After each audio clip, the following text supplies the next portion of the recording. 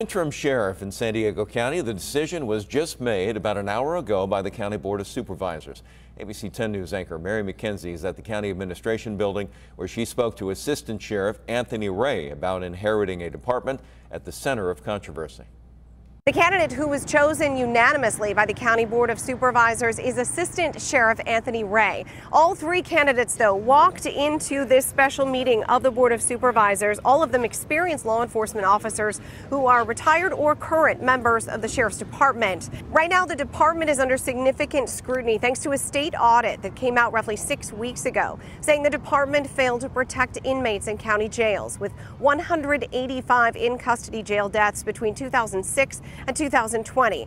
Now there is a Saving Lives in Custody bill introduced last week by local state assembly members in response to what this audit showed. The Sheriff's Department acknowledging that there is work to do, and this is the department that Sheriff Anthony Ray will inherit until January, when whoever's elected in November takes over for a full term.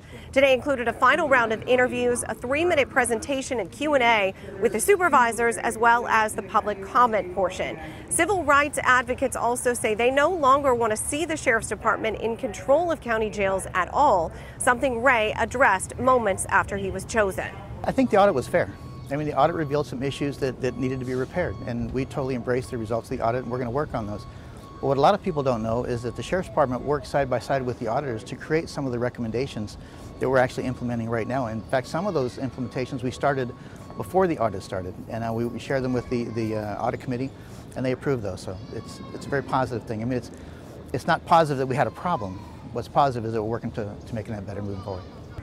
Tony Ray tells us, again, that was just moments after he was selected. He says he's going back on the job this afternoon, considering he's already the assistant sheriff in the county. He will take over in the next few weeks. From the County Administration Building, Mary McKenzie, ABC 10 News.